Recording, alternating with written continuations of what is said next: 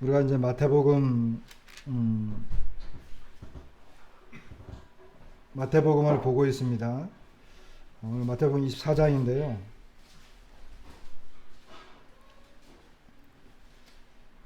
우리 주님이 언제 죽으셨죠? 절기로 따지면 6월절과 무교절, 특별히 6월절에 우리 주님께서 십자가에 달리셨습니다. 6월절은 유대인의 명절 중에 3대 명절 중에 하나입니다. 6월절하고 오순절하고 장막절, 초막절이라고도 하죠. 이와 같은 것들은 3대 명절 중에 하나이고, 특히 6월절은 이제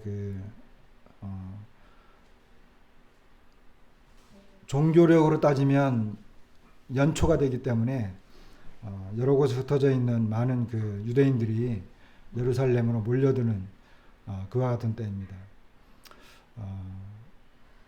우리 달력으로 치면 한 3월 14일 정도 돼요.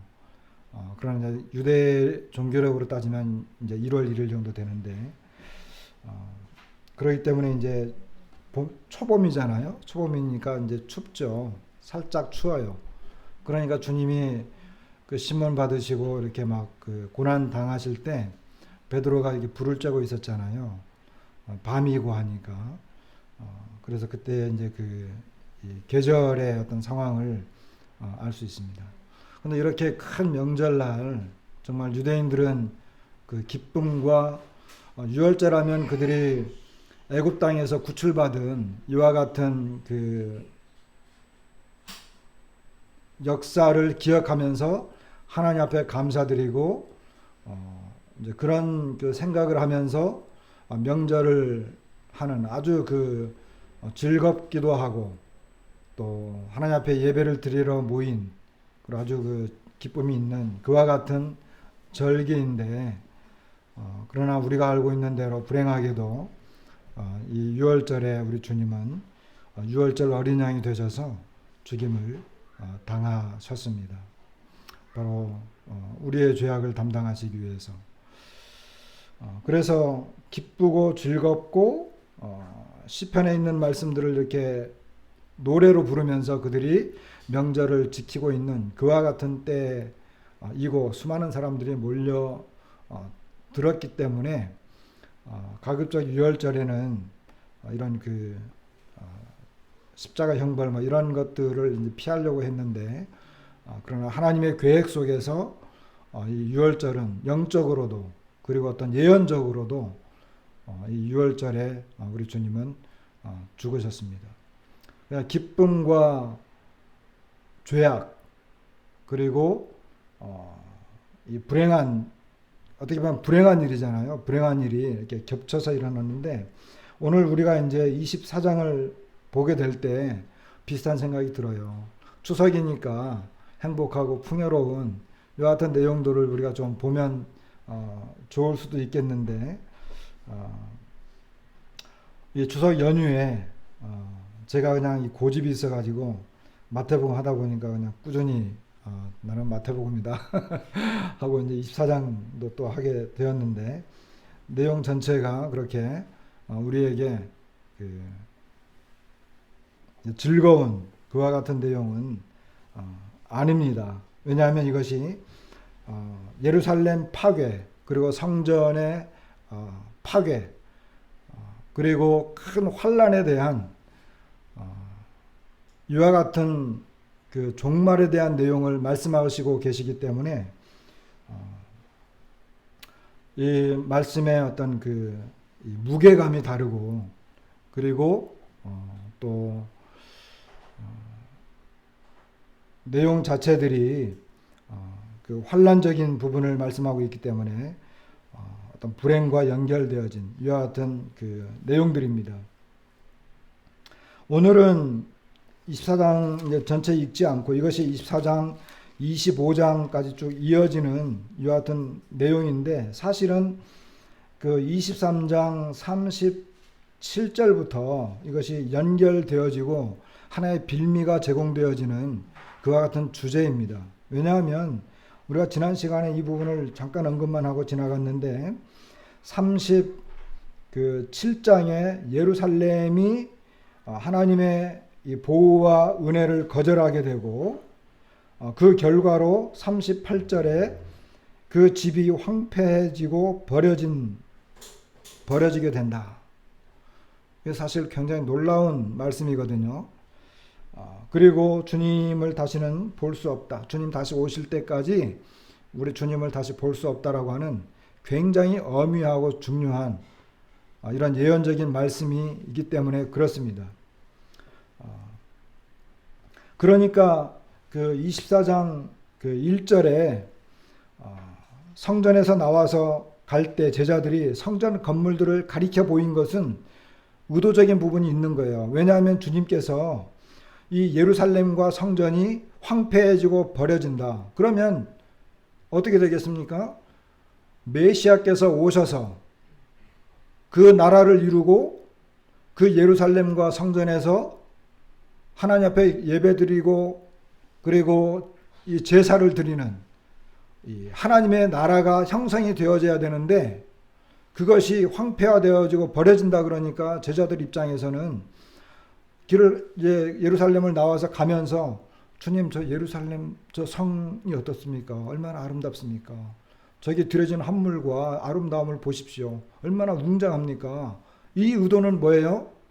주님이 말씀대로 그대로 되어진다고 한다면 하나님 나라는 그럼 어떻게 되는 것입니까? 라고 하는 것입니다.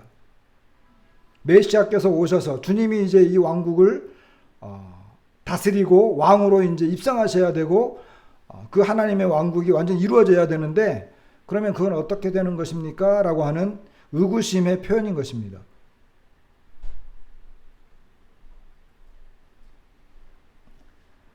그에 대한 대답으로 이제 우리 주님이 이제 말씀을 하시고 그리고 3절부터는 이제 감람산 위에 앉으셔 가지고 이제 소위 우리가 알고 있는 감람산 강좌 또는 감람산 강해 마태복음에는 모두 몇 개의 강해가 나온다고요? 그리고 다음 시간에 제가 말씀을 드리겠습니다만은 마태복음에는 모두 몇 개의 강해로 뼈대가 이루어졌다? 다 잊어먹으셨죠? 그럴 줄 알았어요. 늘 이제 이럴 때마다 질문을 할 때마다 이제 염려도 되고 좌절감도 옵니다. 마태복음에는 모두 5개의 강좌가 있습니다. 주님의 강해. 이것은 마태복음의 뼈대입니다. 마태복음이라고 하는 것을 하나의 집으로 치면 이 뼈대와 같아요.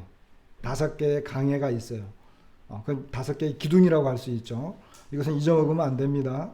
왜냐하면 마태복음을 아주 쉽게 이해할 수 있는 그런 부분인데 오늘 보고 있는 요 마태복음 24장 3절부터는 마지막 그 기둥입니다. 5개의 강해 중에 마지막 기둥. 그 정도로만 일단 이해를 하시고 오늘 첫 번째로는 이 예수님의 이 말씀의 심각성에 대해서 먼저 우리가 좀 생각을 해볼 필요가 있습니다.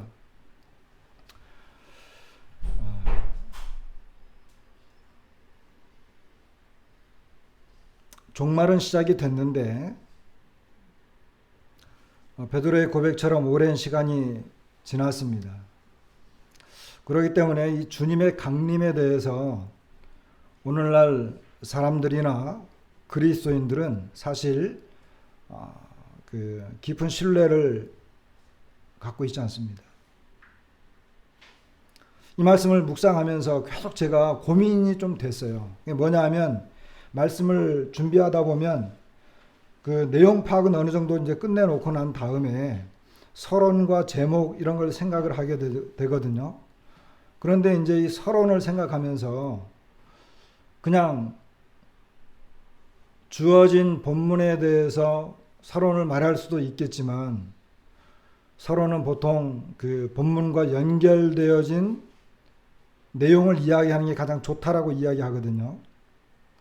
그러나 이 종말에 대한 내용을 이야기하게 될 때 이 범위가 그 크고 그리고 우리의 마음 자세가 굉장히 중요하겠다 싶은 생각이 자꾸 드는 거예요. 근데 이것을 연결시키기가 좀 어렵고 그래서 많이 고민이 됐어요.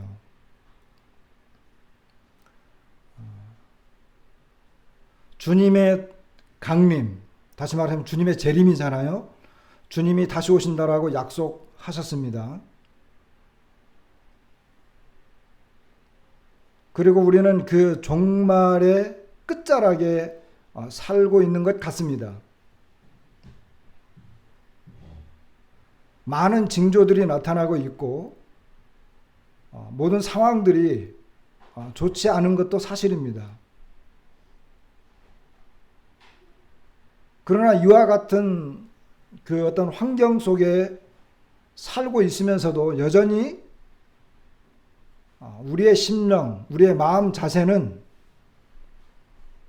얼마나 그 주님의 재림을 사모하고 있는가.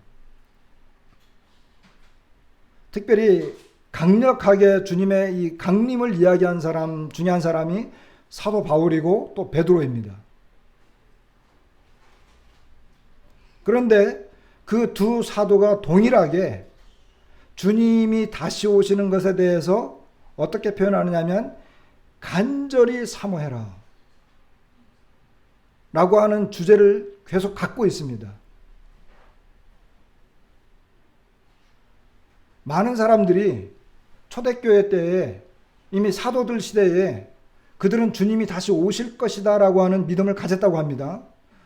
서신서를 읽다 보면 그런 느낌을 많이 받기도 합니다.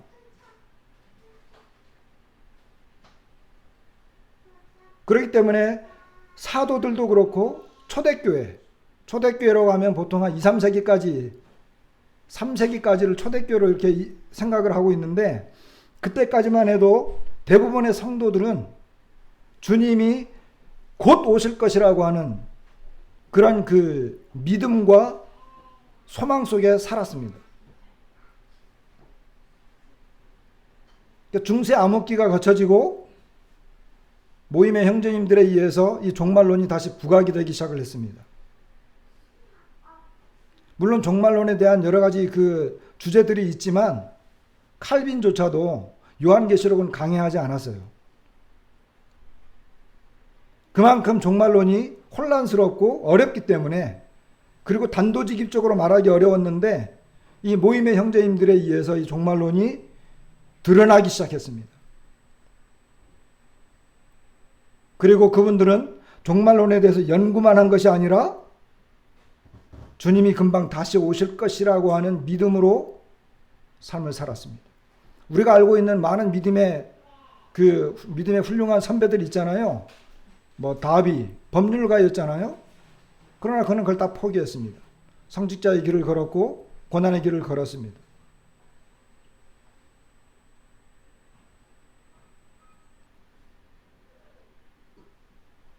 조지 밀러 같은 경우도 그랬고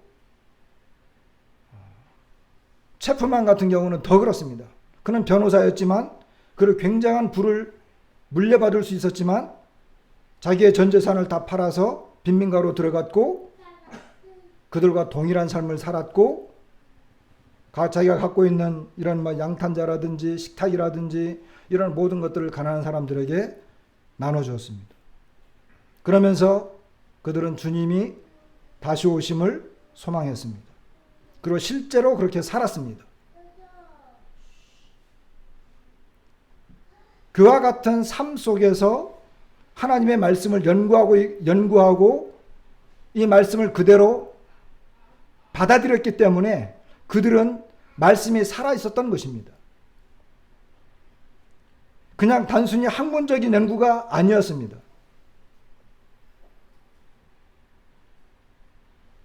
오늘날 수많은 신학적인 책들이 쏟아져 나오고 있는데 어떤 경우에 보면 그냥 단순히 학문적인 책들도 수없이 많이 쏟아져 나오고 있어요. 그러나 제가 믿기로 많은 믿음의 선배님들은 말씀과 삶, 그리고 주님의 다시 오심, 소망, 이것이 그대로 연결되어졌기 때문에 그들에 의해서 이 말씀이 끊임없이 전파되어지고 가장 두드러지게 나타난 것이 선교였습니다. 그러니까 실제로 주님의 다시 오심을 사모하면서 그날이 금방 임박할 것을 바라보면서 사는 사람과 단순히 성경을 보기만 하고 읽고 그냥 큐티 정도로 끝나는 오늘날 우리 시대의 믿음이라고 하는 것은 질적으로 많이 다르구나. 이런 것들을 생각하게 되는 것입니다.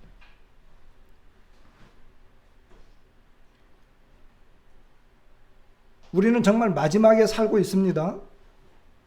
저 자신도 한 번씩 깜짝깜짝 놀래고, 그리고 이 말씀을 보면서, 이번에도 그랬어요. 말씀을 보면서 제 자신을 자꾸 보게 되잖아요. 그럼 뭘 보게 되느냐? 정말로 주님을 바라보고 있는가?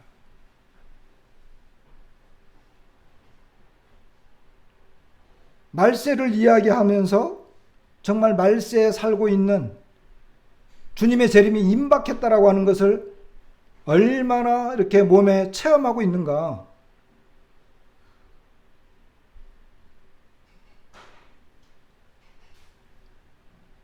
주님께서 나중에 보겠지만, 아마 다음이나 그 다음 시간에 보이겠지만, 무화과나무 이야기를 하시면서 이 모든 것을 보거든 인자가 곧 문 앞에 이른 줄 알라. 이런 그 말씀을 하시는 걸 보게 돼요. 다시 말하면 우리는 인자가 곧 문 앞에 이르렀다라고 하는 것을 느끼면서 살아야 되는데,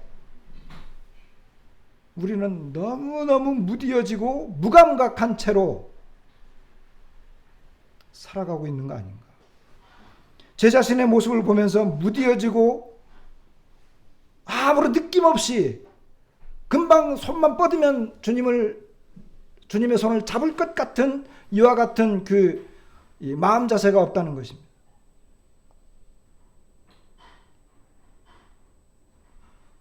마지막 때이기 때문에 주님은 사도 바울을 통해서 마지막 때에 대한 경고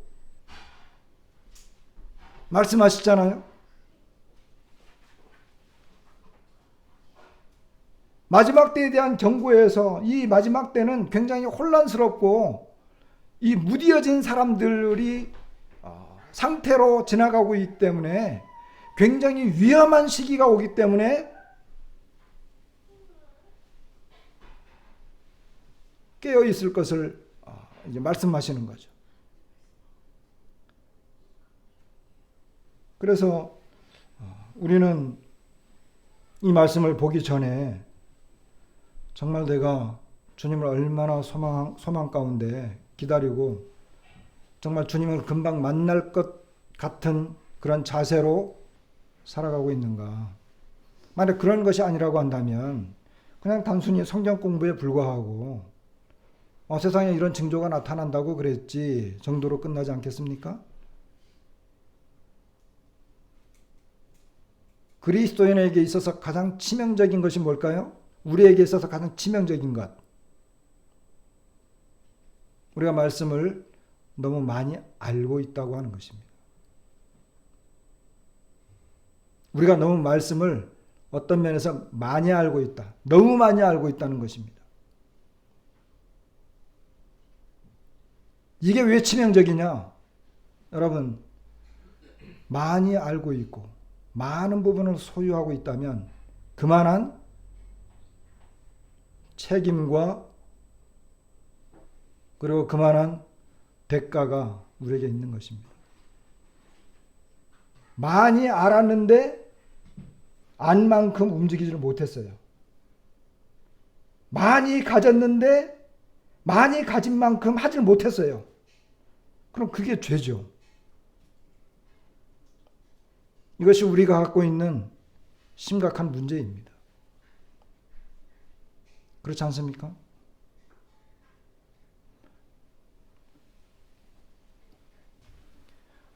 자, 오늘 말씀을 전체를 읽지는 않고 몇 가지 부분에 대해서 좀 짚어본 다음에 또 기회가 되면 보도록 하겠습니다. 예수님께서 이 내용의 말씀을 하실 때 이 말씀의 심각성들이 몇 군데 나와요. 그게 뭐냐 하면 우리 먼저 2절 말씀을 보겠습니다. 2절에 보면 먼저 주님은 내가 진실로 너희에게 이르노니, 그 중간에 내가 진실로 너희에게 이르노니, 이 말씀은 진실로라고 하는 말씀으로 시작합니다.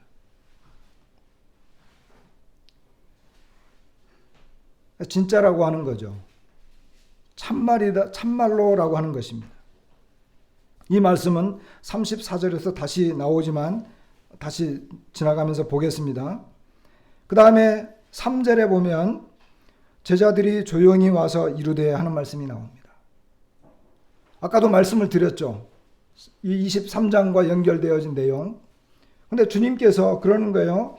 2절에서 돌 하나도 돌 위에 남지 않고 다 무너진다. 이렇게 하니까 이제 감람산 위에서 제자들이 조용히 와서 예수님에게 묻습니다. 이런 일이 어느 때에 이런 일이 있겠습니까? 또 주님의 임하심과 세상 끝에 무슨 징조가 있겠습니까? 여러분, 제자들은 이 말을 얼마나 이해했을까요? 주님께서 돌 하나도 돌 위에 남지 않고 다 무너진다. 너희가 아름답게 보았던 저 웅장하고 거대한 아름다운 저 성전은 완전히 파괴된다라고 하는 이야기를 들었을 때 제자들 입장에서는 어땠을까요? 제자들은 아직 우리가 이해하는 것만큼의 종말에 대해서 생각할 수가 없었어요. 우리는 이미 다 기록되어졌고 내용이 다 파헤쳐졌기 때문에 우리는 왜 예루살렘 성전이 언제 어떻게 무너졌고 이런 그 종말에 대해서 다 알고 있으니까 이런 말을 쉽게 할 수 있지만 제자들 입장에서는 하나님 나라가 이제 금방 눈앞에 나타날 것 같은 그런 상황에서의 이것이 다 무너져 버린다. 그러니까 제자들이 조용히 물어보는 거예요. 주님, 그 진짜입니까? 그게 가능한 일입니까? 정말 그렇다고 한다면 언제 이런 일이 일어날 수 있습니까? 하나님 나라는 어떻게 되는 겁니까? 주님이 어디서 다스릴 겁니까? 이런 거예요.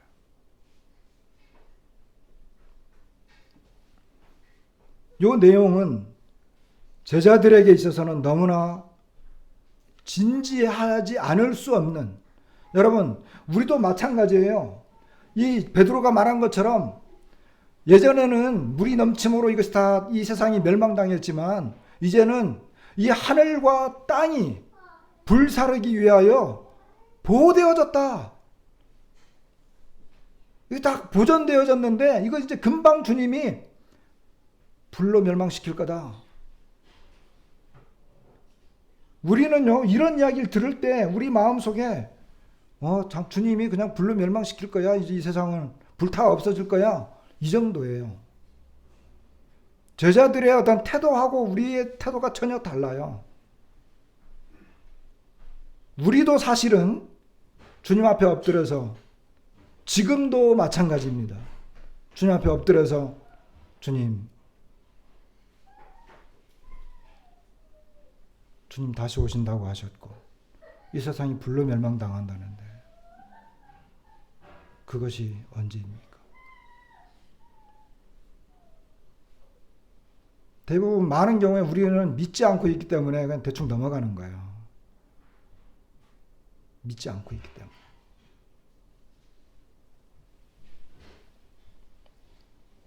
그런데 더 중요한 것은 4절입니다. 예수께서 대답하여 이르시되 이렇게 하면서 이제 말씀을 시작하시거든요. 자, 제자들은 정말 진지하고 진중하고 마음에 정말 너무나 이해할 수 없는 도저히 믿을 수 없는 그런 심각한 이야기를 조용하게 질문했는데 주님께서 뭐라고 하셨어요? 4절에 예수께서 대답하여 이르시되 그러면서 이제 쭉 이 이야기를 시작해 나갑니다. 자, 그러니까 제자들이 조용히 질문했던 것에 대해서 예수님이 대답하셨다는 거예요. 다시 말하면 제자들이 어느 때 이런 일이 생기며 주님의 임하심 그리고 세상 끝에 어떤 징조들이 있을 것인데 그러면 그것이 어떻게 일어납니까? 라고 하는 것에 대해서 주님이 대답하셨어요.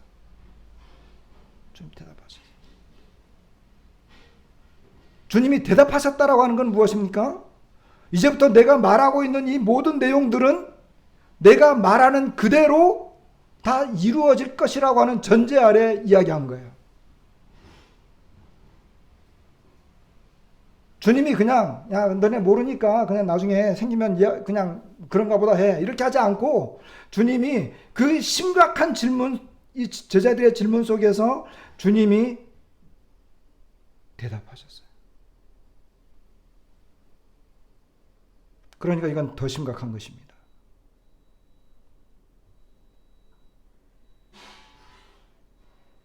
우리들도 마찬가지예요. 우리들도 정말 심각하고 진지한 것에 대해서 우리가 정말 심각하고 진지하게 얘기해야 될 게 뭘까요?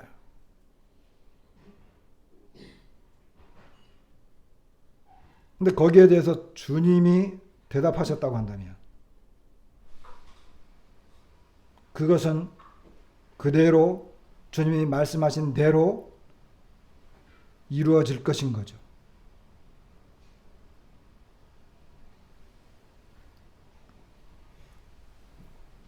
이것은 이제 모든 사건들이 반드시 일어난다는 이야기입니다. 주님이 대답을 하셨습니다. 24장 25절에 보면 이런 말씀이 있습니다. 이제 뭐 많은 이런 기적과 표적 이런 많은 사건들이 생기는데 25절에 보면 보라 내가 너희에게 미리 말하였노라 이렇게 말씀합니다. 여기 주님은 보라 내가 너희에게 미리 말하였노라. 이 말씀은 무엇입니까? 그런 거예요. 똑같은 거예요. 야, 내가 미리 말하는데 너 분명히 이렇게 될 거야. 이런 일이 생길 거야. 나 미리 말하는데 너 좀 조심해. 그런 의미인 거죠. 이것은 뭡니까? 미리 말하였다라고 하는 것은 제자들에게 분명한 경각심을 심어주고 반드시 일어날 일이기 때문에 정말 조심할 것을 주님이 말씀하시는 것입니다. 34절에는 내가 진실로 너희에게 말하노니 이 세대가 지나가기 전에 이 일이 다 일어나리라. 여기도 진실로라고 하는 말씀이 나왔는데 여기 이 세대가 지나가기 전에 이 일이 다 일어나리라. 다라고 하는 표현은 어떤 것입니까?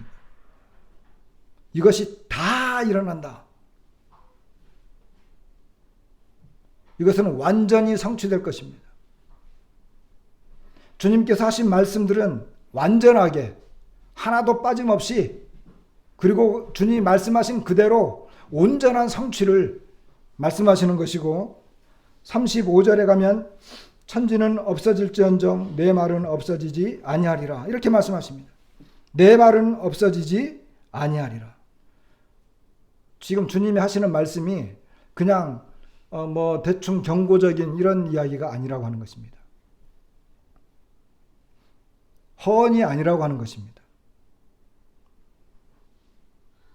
주님이 이 말씀을 하셨기 때문에 이 말씀은 누구의 말씀입니까? 이 말씀은 하나님의 말씀입니다.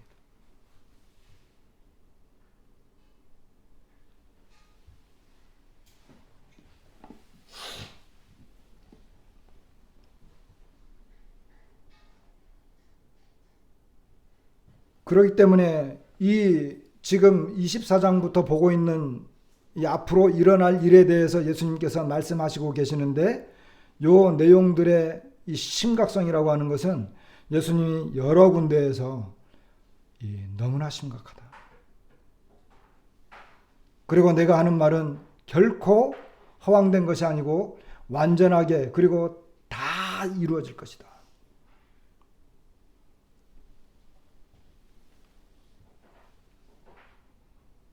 이사야서 40장 이후에 보면 찾지는 않고 제가 읽어드리겠습니다. 40장 8절에 풀은 마르고 꽃은 시드나 우리 하나님의 말씀은 영원히 서리라.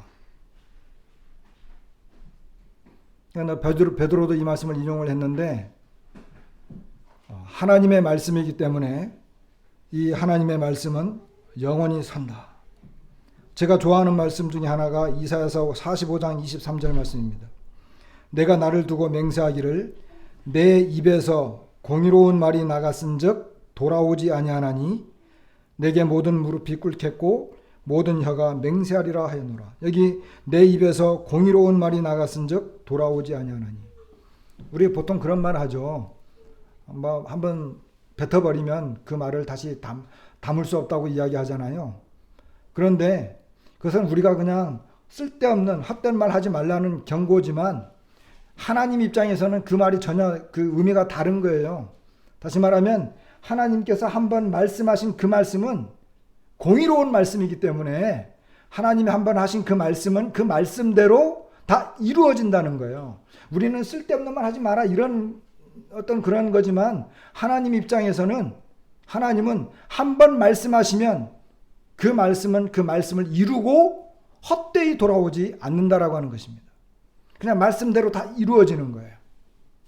지금 여기 마태복음 24장 이후에 나오고 있는 여러 가지 경고, 환난, 이와 같은 내용들에 대해서 주님은 똑같은 거예요. 천지는 없어지겠지만 내 말은 없어지지 않는다는 거예요. 이것이 그만큼 심각한 거예요. 우리는 그냥 성경 복음을 전할 때 이 하나님의 말씀, 우리가 구원 얻은 것, 하나님 나라에 가는 것, 이와 같은 약속들에 대해서 그냥 다 이루어질 거다 이 정도로 믿지만 사실은 이 말씀에 나온 이 말씀은 이 예언에 대해서 나와 있습니다.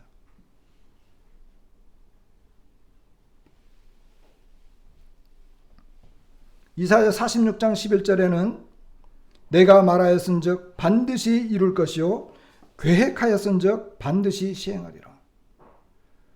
주님께서 내가 너희에게 미리 말하였다.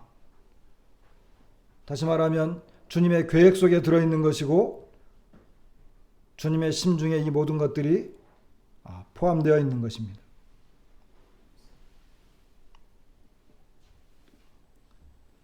민수기 23장 19절에는 발람이 비록 한 말이지만 하나님은 사람이 아니시니 거짓말을 하지 않으시고 인생이 아니시니 후회가 없으시도다.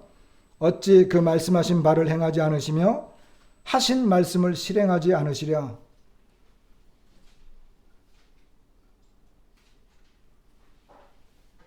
우리 주님께서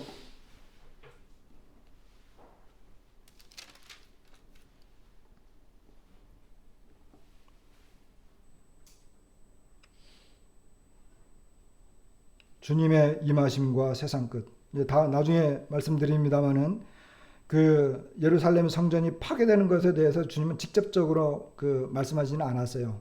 그 내용은 이제 누가복음 21장에서 누가만 잠깐 기록을 했고 이 마태복음과 마가복음에는 그 주님의 임하심 그리고 세상 끝, 사실 이 주제는 똑같은 거예요. 주님의 임하심과 세상 끝은 연결되는 것이기 때문에 이 주제는 동일한 것으로 보통 우리가 분배를 합니다. 그래서 사실 제자들의 질문은 두 개입니다. 예루살렘 언제 파괴됩니까? 두 번째, 주님 언제 오십니까? 그때 일어날 징조들은 뭡니까? 라고 하는 것인데 이것이 세상 끝과 연결되어진, 다시 말하면 주님의 임하심과 연결되어진 것이기 때문에 이 내용은 유대 땅의 일부에 한정된 것이 아니라 바로 온 세상과 모든 세대에 연결되어지는 내용이고 이것은 우리에게도 해당되는 내용입니다. 그렇기 때문에 여기에 나와 있는 이런 사건들과 이런 그 일들이 일어나게 되는 것은 빠르게는 그 당시 사람들에게 그 주 70년 예루살렘 성전이 실제로 파괴되어지는 그때도 일어났고 그리고 그 이후에 멀리 살고 있는 우리들에게 그리고 더 심각한 것은 언제입니까? 이제 7년 대환란까지로 넘어가는 것입니다.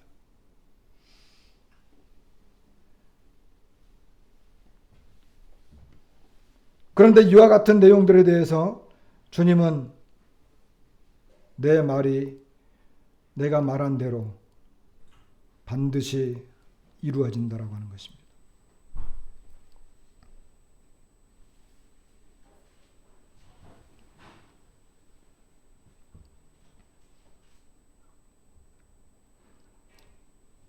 이 전체적인 내용의 배경은 24장 21절에 나와 있습니다. 24장 21절에 그때 큰 환란이 있겠다. 창세로부터 지금까지 이런 환란이 없었고 후에도 없으리라. 그러니까 지금 요 24장 내용에 있는 것들은 이 큰 환란. 예레미야는 이것을 야곱의 큰 환란. 예레미야 30장 7절에 엄청난 그와 같이 엄청난 날이 없으리라. 이 예레미야가 막 슬퍼하면서 슬프다 그날이여 이러면서 그날은 야곱의 환란의 때가 되미로다. 이런 야곱의 환란의 때. 다시 말하면 이것은 이제 장차 이스라엘 백성들에게 임할 전에도 없었고 후에도 없는. 여러분 보통 이스라엘은 환란을 많이 겪었잖아요. 자, 바벨론 침공, 그 다음에 이 페르시아의 침공, 이에서 완전히 멸망당했습니다. 그리고 성전이 파괴되고 성벽이 다 허물어졌습니다. 그리고 다시 돌아와서 성전이 이제 개축이 됐는데 너무나 빈약했어요. 그것을 싸그리 허물어버리고 헤롯은 또 완전히 새로운 웅장한 성전을 건축했는데 주님이 말씀하신 것처럼 돌 하나도 돌 위에 남지 않고 이것이 주 70년에 다 무너졌습니다. 그리고 지금은 또 제3성전 이야기 나오잖아요. 제3성전이 언젠가 다시 생기겠죠. 왜냐하면 이 내용들이 이루어지려고 한다면 제3성전이 반드시 있어야 된다는 거예요. 그래서 지금의 과학기술로 제3성전은 6개월이면 완성할 수 있다고 합니다. 그 짓는데 6개월밖에 안 걸린대요. 그리고 그 안에 들어갈 이렇게 뭐 제사라든지 특별히 이 붉은 송아지, 붉은 암송아지 이와 같은 것들은 어떻게 해서 그 제물로 드려질 이 제물들 그와 같은 것들이 이제 다 준비가 되어졌다라고 하는 이야기를 이렇게 듣게도 됩니다. 그러나 그게 중요한 게 아니고 이스라엘 백성들이 로마 시대 때 그렇게 무너졌어요. 그리고 제2차 세계대전 때 600만이라고 하는 이 유대인들이 학살당해서 죽습니다. 어마어마한 학살이 이루어졌고 지금도 뭐 독일이나 이런 데 가면 폴란드 이쪽에 가면은 그 장면들이 그대로 남아있다고 하잖아요. 그런데 우리가 알기로는 여러분 600만의 유대인들이 희생되어서 정말 가스실에 끌려가고 인체 도구가 되어서 실험 대상이 되고 정말 이루 말할 수 없는 그런 그 학살을 당했지만 여러분 그것도 이때에 일어날 환란에 비하면 세 발의 피라는 거예요. 그런 것들도. 왜? 창세로부터 지금까지 이런 환란이 없었고 후에도 없을 거니까. 물론 주님이 그날들을 감하실 거죠. 감할 수밖에 없는 그 환란 기간을 정해놓을 수밖에 없을 정도로 그 환란은 심각하고 중대하다. 이것이 아직까지도 예수 그리스도를 거절하고 있는 이스라엘 사람들에게 예비되어진 것입니다. 아우슈비츠 그 감옥 가스실을 보면서 통분할 일이 아니고 장차 그 사람들에게 임할 그 환란은 그거 말도 안 된다는 거예요. 그 게임이 안 된다는 것입니다.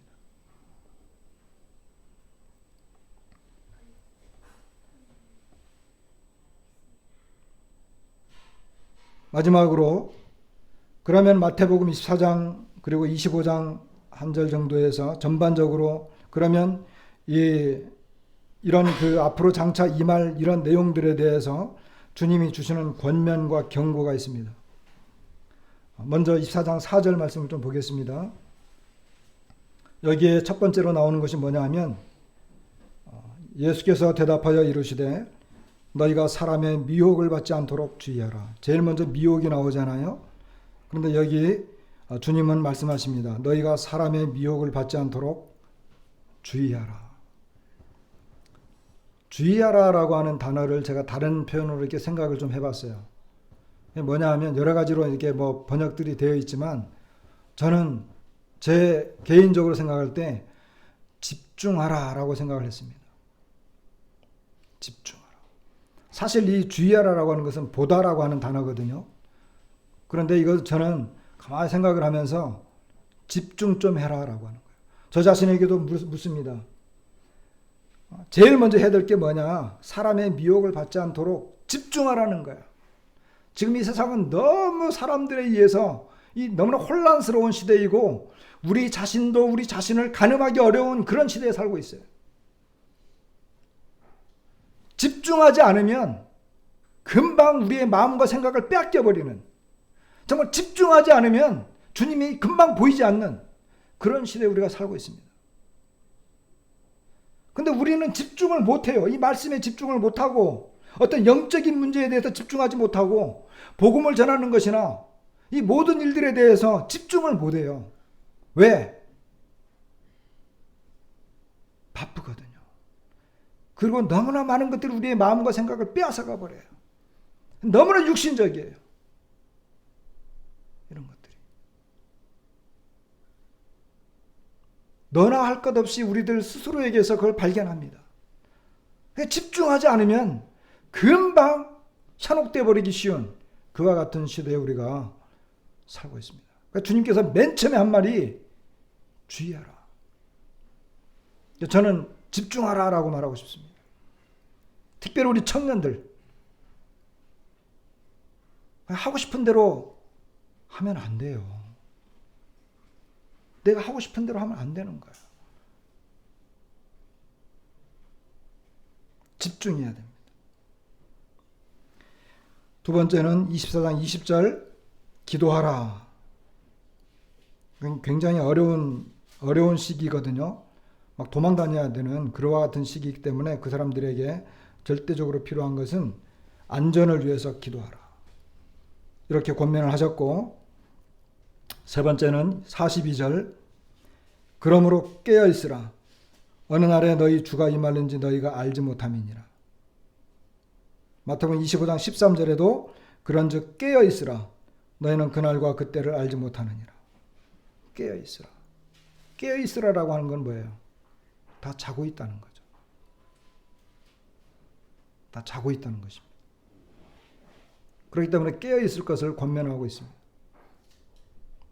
이 내용은 사도 바울도 데살로니가 성도들에게 쓴 편지에 이런 내용이 나오고, 그리고 베드로 사도도 동일한 내용들을 언급을 하는 걸 보게 됩니다. 그리고 중요한 것은 24장 36절, 39절, 42절, 44절, 50절에 이것은 경고인데 생각하지 않은 날, 알지 못하는 시각.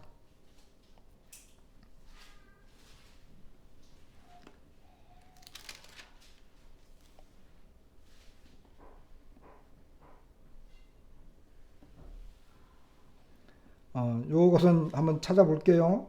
그 24장 42절에 보시면 그러므로 깨어 있으라. 어느 날에 너희 주가 임하는지 그랬잖아요.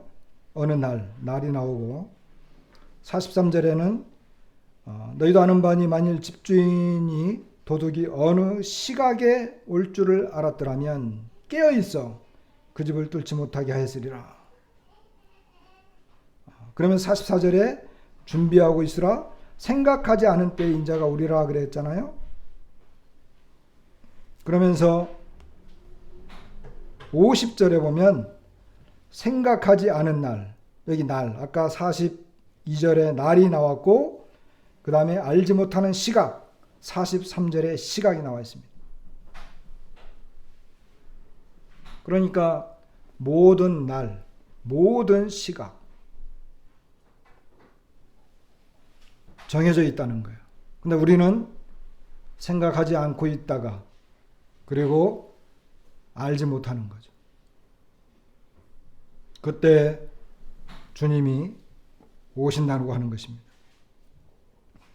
그 다음에 마지막 권고는 준비하고 있으라. 아까 잠깐 읽었는데 24장 44절에 이러므로 너희도 준비하고 있으라. 생각하지 않은 때에 인자가 오리라.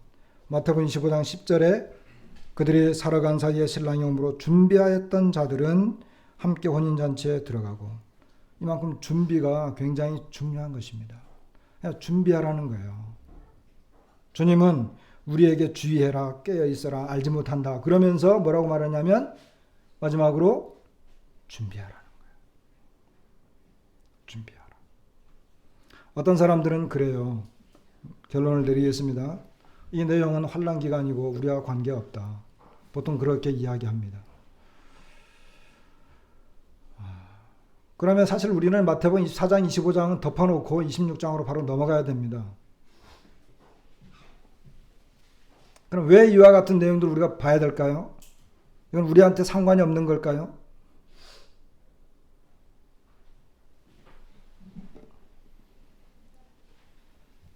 어떻게 생각하십니까? 상관없는 걸까요?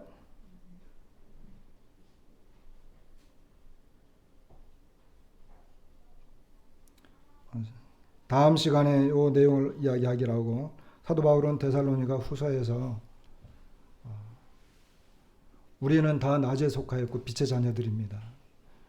그렇기 때문에 더 조심해서 깨어있고 서로 사랑과 권면을 하면서 준비하고 있을 것에 대해서 우리에게 그 권면을 해요.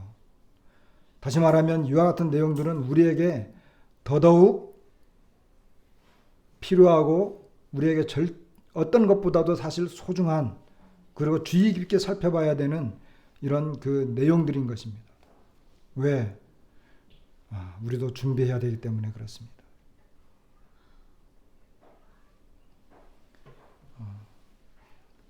주님 다시 오시겠다라고 하는 그 분명한 약속 아래서 우리는 살고 있습니다. 제자들에게도 준비할 것을 말씀하셨고, 오늘날 우리들은 우리에게 주어진 것들을 즐기고 누리면서 살아가는데 많이 익숙해져 있어요.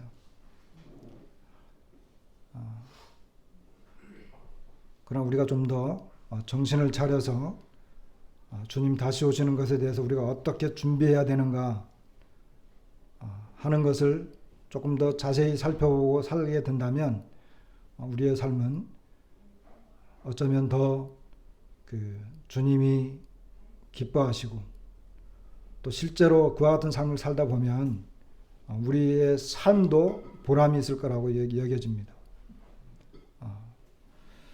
그래서 다음 시간에 조금 더 구체적으로 이 내용들에 대해서는 좀 더 구체적으로 살펴보도록 하면 좋겠습니다. 마치겠습니다.